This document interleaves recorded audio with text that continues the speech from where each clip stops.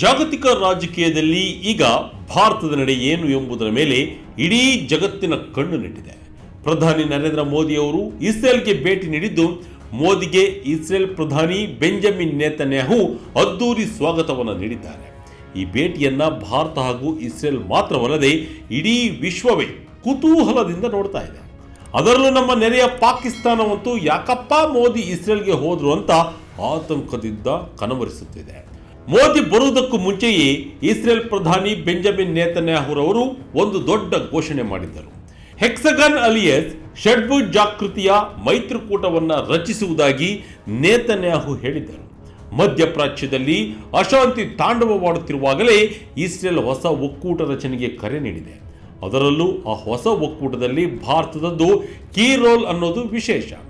Benjamin ನೇತನ್ಯಾಹುರವರ ಈ ಪ್ರಸ್ತಾಪ ಕೇಳಿ ಅತ್ತ ಪಾಕಿಸ್ತಾನಕ್ಕೆ ಈಗಲೇ ನಡುಕ ಶುರುವಾಗಿದೆ. ಇಸ್ಲಾಮಾಬಾದ್ನಲ್ಲಿ ಈ ಬಗ್ಗೆ ದೊಡ್ಡ ಮಟ್ಟದ ಆಕ್ರೋಶ ವ್ಯಕ್ತವಾಗ್ತಿದೆ. ಅಷ್ಟಕ್ಕೂ ಏನಿದ್ದು ಹೆಕ್ಸಗಾನ್ ಅಲಯನ್ಸ್, ಇದರಲ್ಲಿ ಯಾವ್ಯಾವ ದೇಶಗಳಿವೆ? ಭಾರತ ಇದಕ್ಕೆ ಸೇರೋದ್ರಿಂದ ನಮಗೇನು ಲಾಭ? ಇದು ಮಿಲಿಟರಿ ಒಕ್ಕೂಟನಾ ಅಥವಾ ಬರೀ ವ್ಯಾಪಾರಕ್ಕ? ಈ ಎಲ್ಲ ಇಂಟ್ರೆಸ್ಟಿಂಗ್ ವಿಚಾರಗಳ ಕಂಪ್ಲೀಟ್ ಡೀಟೇಲ್ಸ್ ಇಲ್ಲಿದೆ ನೋಡಿ. ಇಸ್ರೇಲ್ ಭಾರತದ ನಡುವೆ ಹೊಸ ಅಧ್ಯಾಯ. ಹೆಕ್ಸಗಾನ್ ಮೈತ್ರಿಗೆ ನೇತನ್ಯಾಹು ಮುನ್ನುಡಿ. ಹೌದು, ಪ್ರಧಾನಿ ನರೇಂದ್ರ ಮೋದಿ ಅವರು 2 ದಿನದ ಪ್ರವಾಸಕ್ಕಾಗಿ ಇಸ್ರೇಲ್ಗೆ ಭೇಟಿ ನೀಡಿದ್ದಾರೆ. ಈ ಸ್ಟೇಟ್ ವಿಸಿಟ್ಗೂ ಮುನ್ನ ಅಂದರೆ ಫೆಬ್ರವರಿ 22ರಂದೇ ಇಸ್ರೇಲ್ ಪ್ರಧಾನಿ ಬೆಂಜಮಿನ್ ನೇತನ್ಯಾಹು ತಮ್ಮ ಕ್ಯಾಬಿನೆಟ್ ಮೀಟಿಂಗ್ ಅಲ್ಲಿ ಒಂದು ಹೊಸ ಐಡಿಯಾವನ್ನ ತೇಲಿ ಬಿಟ್ಟಿದ್ದಾರೆ.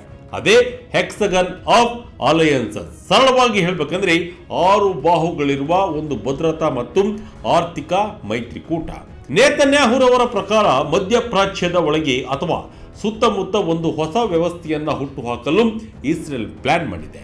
ವಿಶೇಷ ಅಂದ್ರೆ ಈ ಪ್ಲಾನ್ನ ಸೆಂಟರ್ ಸ್ಟೇಜ್ನಲ್ಲಿ ನಿಂತಿರೋದು ನಮ್ಮ ಭಾರತ.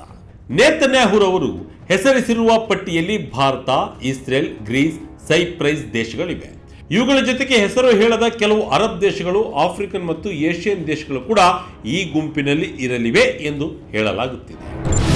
ಏನಿದು ಇಸ್ರೇಲ್ನ ಷಡ್ಭುಜ ಮೈತ್ರಿಕೂಟ? ಈ ಮೈತ್ರಿಕೂಟದಲ್ಲಿ ಯಾವೆಲ್ಲ ದೇಶ ಇವೆ? ಅಸಲಿಗೆ ಹೆಕ್ಸಗಾನ್ ಅಂದ್ರೆ 6 ಬದಿಗಳುಳ್ಳ ಆಕೃತಿ ಅಥವಾ ಷಡ್ಭುಜಾಕೃತಿ. ನೇತನ್ಯಾಹುರವರ ಪರಿಕಲ್ಪನೆ ಪ್ರಕಾರ ಇದೊಂದು 6 ಪ್ರಮುಖ ಶಕ್ತಿಗಳ ಒಕ್ಕೂಟ. ಆರ್ಥಿಕ ಸಹಕಾರ, ರಾಜತಾಂತ್ರಿಕ ಹೊಂದಾಣಿಕೆ ಮತ್ತು ಭದ್ರತಾ ಸಹಯೋಗ ಎಂಬ 3 ಪಿಲ್ಲರ್ಗಳ ಮೇಲೆ ಈ ಒಕ್ಕೂಟ ನಿಲ್ಲಲಿದೆ. ಈ ಗುಂಪಿನಲ್ಲಿರುವ ದೇಶಗಳೆಲ್ಲವೂ ಪ್ರಾದೇಶಿಕ ಸವಾಲುಗಳು ಮತ್ತು ಭದ್ರತಾ ಬೆದರಿಕೆಗಳನ್ನು ಒಂದೇ ರೀತಿ ನೋಡುತ್ತಲೇ ಅನ್ನೋದು ನೇತನ್ಯಾಹುವರ ವಾದ. ಅಂದರೆ ಶತ್ರು ಒಬ್ಬನೇ, ಸಮಸ್ಯೆ ಒಂದೇ, ಹೀಗಾಗಿ ನಾವೆಲ್ಲ ಒಂದಾಗಬೇಕು ಅನ್ನೋದು ಅವರ ಲೆಕ್ಕಾಚಾರ. ಮೆಡಿಟರೇನಿಯನ್ ಸಮುದ್ರದಿಂದ ಹಿಡಿದು ದಕ್ಷಿಣ ಏಷ್ಯಾ ಮತ್ತು ಆಫ್ರಿಕಾದವರೆಗೂ ಹಬ್ಬಿರುವ ಒಂದು ಬೃಹತ್ ಒಕ್ಕೂಟ ಇದಾಗಲಿದೆ. ಇಸ್ರೇಲ್ ಸದ್ಯ ಏಕಾಂಗಿಯಾಗಿದೆ ಅನ್ನೋ ಮಾತುಗಳ ನಡುವೆಯೇ ಸಮಾನ ಮನಸ್ಕ ದೇಶಗಳನ್ನು ಒಗ್ಗೂಡಿಸಿ ತನ್ನ ಶತ್ರುಗಳಿಗೆ ಚೆಕ್ಮೇಟ್ ಇಡಲು ನೇತನ್ಯಾಹು ಈ ದಾಳ ಉರುಳಿಸಿದ್ದಾರೆ. ಯಾರ ವಿರುದ್ಧ ಈ ಹೆಕ್ಸಗಾನ್ ಮೈತ್ರಿಕೂಟ? ಶಿಯಾ ಸುನ್ನಿ ಉಗ್ರರ ವಿರುದ್ಧ ಸಮರ. ನೇತನ್ಯಾಹುರವರು ಈ ಒಕ್ಕೂಟವನ್ನು ಯಾಕೆ ಮಾಡ್ತಿದ್ದಾರೆ ಅನ್ನೋದಕ್ಕೆ ಸ್ಪಷ್ಟ ಕಾರಣವನ್ನು ಕೊಟ್ಟಿದ್ದಾರೆ. ಅವರ ಪ್ರಕಾರ ಮಧ್ಯಪ್ರಾಚ್ಯದಲ್ಲಿ ಈಗ 2 ಡೇಂಜರಸ್ ಆಕ್ಸಿಸ್ಗಳು ಹುಟ್ಟಿಕೊಂಡಿವೆ. ಒಂದು ರಾಡಿಕಲ್ ಶಿಯಾ ಆಕ್ಸಿಸ್. ಇದರಲ್ಲಿ ಇರಾನ್ ಮತ್ತು ಅದರ ಬೆಂಬಲಿತ ಸಂಘಟನೆಗಳಾದ ಹಮಾಸ್, ಹೆಬ್ಜುಲ್ಲಾ ಮತ್ತು ಹೌತಿ ಬಂಡುಕೋರರಿದ್ದಾರೆ. ಇವರನ್ನ ಇಸ್ರೇಲ್ ತನ್ನ ನಂಬರ್ 1 ಶತ್ರು ಅಂತ ಪರಿಗಣಿಸಿದೆ. ಇನ್ನೊಂದು ಕಡೆ ಎಮರ್ಜಿಂಗ್ ರಾಡಿಕಲ್ ಸುನ್ನಿ ಆಕ್ಸಿಸ್ ಕೂಡ ತಲೆ ಎತ್ತುತ್ತಿದೆ. ಇದರಲ್ಲಿ ಐಸಿಸ್ ಉಗ್ರರ ಗುಂಪುಗಳು ಮತ್ತು ಇತರೆ ಮೂಲಭೂತವಾದಿ ಗುಂಪುಗಳಿವೆ. ಈ 2 ಬಣಗಳನ್ನು ಎದುರಿಸಲು ಮತ್ತು ಪ್ರಾದೇಶಿಕ ಭದ್ರತೆಯನ್ನು ಕಾಪಾಡಲು ಒಂದು ಯುನೈಟೆಡ್ ಫ್ರಂಟ್ ಬೇಕು ಅನ್ನೋದು ಇಸ್ರೇಲ್ ಪ್ರಧಾನಿಯ ವಾದವಾಗಿದೆ. ಹೆಕ್ಸಗನ್ ಮೈತ್ರಿಯಿಂದ ಭಾರತಕ್ಕೆ ಏನು ಲಾಭ? ಭದ್ರತೆ, ವ್ಯಾಪಾರ, ಟೆಕ್ನಾಲಜಿಯಲ್ಲಿ ಅನುಕೂಲ. ಈಗ ಭಾರತದ ವಿಚಾರಕ್ಕೆ ಬರೋಣ. ಮೋದಿರವರು ಇಸ್ರೇಲ್ಗೆ ಹೋಗ್ತಿರೋದು ಬರೀ ಹಸ್ತಲಾಘವ ಮಾಡಲಿಕ್ಕಲ್ಲ. ಬಹಳಷ್ಟು ವಿಚಾರಗಳು ಚರ್ಚೆಯಾಗಲಿದ್ದು 2 ದೇಶಗಳ ನಡುವೆ ಅನೇಕ ಒಪ್ಪಂದಗಳು ಕೂಡ ಆಗಲಿವೆ.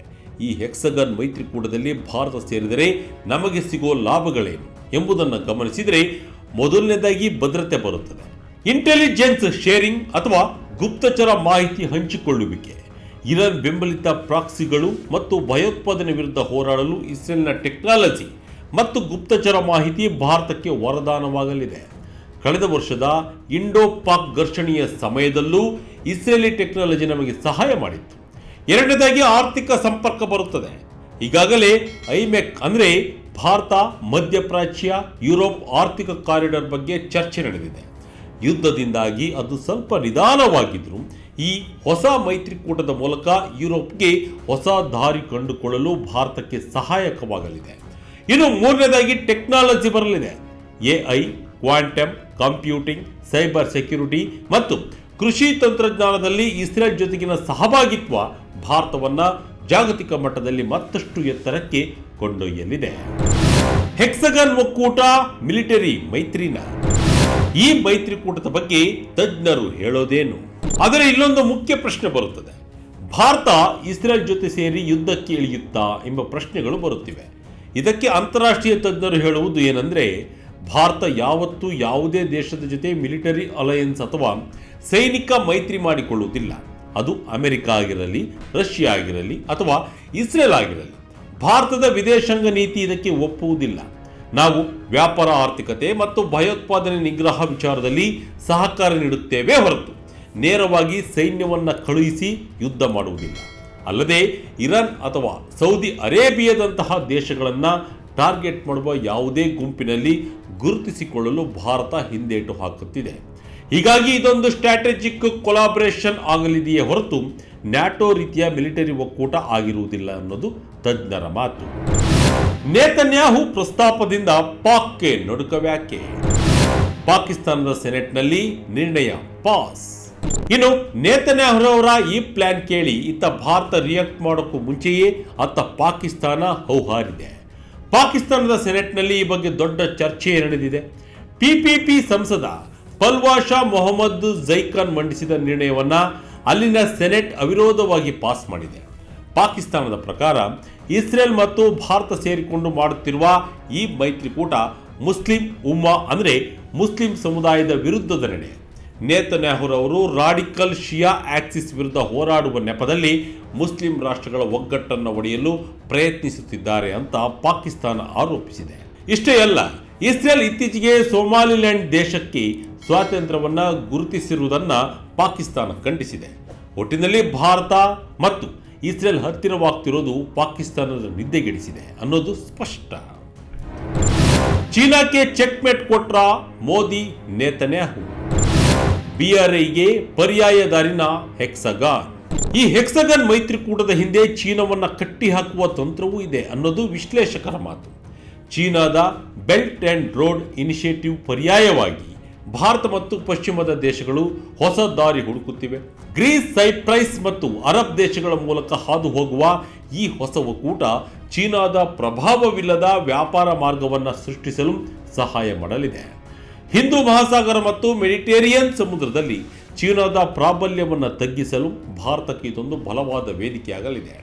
ಪಾಕಿಸ್ತಾನ ಸೇರಿ ಹಲವು ರಾಷ್ಟ್ರಗಳಲ್ಲಿ ಚೀನಾ ತನ್ನ ಬಿಆರ್ಐ ಇನಿಷಿಯೇಟಿವ್ ಅನ್ನು ವಿಸ್ತರಿಸುತ್ತಿದೆ.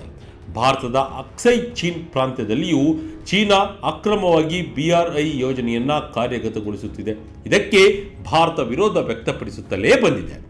ಈಗ ಇಸ್ರೇಲ್ನ ಹೆಕ್ಸಗಾನ್ ಒಕ್ಕೂಟದ ಮೂಲಕ ಚೀನಾಗೆ ತಿರುಗೇಟು ನೀಡಲು ಭಾರತ ಮುಂದಾದಂತೆ ಕಾಣುತ್ತಿದೆ. ಒಟ್ಟಿನಲ್ಲಿ ಪ್ರಧಾನಿ ನರೇಂದ್ರ ಮೋದಿಯವರ ಇಸ್ರೇಲ್ ಭೇಟಿ ತುಂಬಾನೇ ಮಹತ್ವದಾಗಿದೆ. ನೇತನ್ಯಾಹು ಪ್ರಸ್ತಾಪಿಸಿರುವ ಈ ಹೆಕ್ಸಗಾನ್ ಸದ್ಯಕ್ಕೆ ಒಂದು ಕಾನ್ಸೆಪ್ಟ್ ಅಥವಾ ಪ್ಲಾನ್ ಮಾತ್ರ. ಇದು ಇನ್ನೂ ಅಧಿಕೃತವಾಗಿ ಸ್ಥಾಪನೆಯಾಗಿಲ್ಲ. ಇಸ್ರೇಲ್ ಅಧ್ಯಕ್ಷ ಹೆರ್ಜೋಗ್ ರವರ ಇಥಿಯೋಪಿಯಾ ಭೇಟಿ ಮತ್ತು ಮೋದಿರವರ ಟೆಲ್ ಅವೀವ್ ಭೇಟಿ ಈ ಒಕ್ಕೂಟಕ್ಕೆ ಜೀವ ತುಂಬುತ್ತಾ ಅನ್ನೋದನ್ನ ಕಾದು ನೋಡಬೇಕು. ಆದರೆ ಒಂದು ವೇಳೆ ಈ ಮೈತ್ರಿಕೂಟ ನಿಜವಾಗಿಯೂ ಅಸ್ತಿತ್ವಕ್ಕೆ ಬಂದರೆ ಏಷ್ಯಾ ಮತ್ತು ಮಧ್ಯಪ್ರಾಚ್ಯದ ಜಿಯೋಪಾಲಿಟಿಕ್ಸ್ ಅಥವಾ ರಾಜಕೀಯ ಚಿತ್ರಣವೇ ಬದಲಾಗೋದ್ರಲ್ಲಿ ಡೌಟೇ ಇಲ್ಲ. ಭಾರತಕ್ಕೆ ಇದು ಎಷ್ಟರ ಮಟ್ಟಿಗೆ ಲಾಭದಾಯಕ ಮತ್ತು ಪಾಕಿಸ್ತಾನ ಹಾಗೂ ಚೀನಾ ಇದಕ್ಕೆ ಹೇಗೆ ಪ್ರತಿಕ್ರಿಯಿಸುತ್ತವೆ ಅನ್ನೋದನ್ನ ಮುಂದಿನ ದಿನಗಳಲ್ಲಿ ಕಾದು ನೋಡಬೇಕಿದೆ. ಇದಾಗಿತ್ತು ಈ ಕ್ಷಣದ ಇಂಟ್ರೆಸ್ಟಿಂಗ್ ಸ್ಟೋರಿ. ಇದೇ ರೀತಿಯ ಸ್ಟೋರಿಗಾಗಿ Vijaya Karnataka website, YouTube page, Facebook page follow ಮಾಡ್ತಾ ಇರಿ. ಧನ್ಯವಾದಗಳು.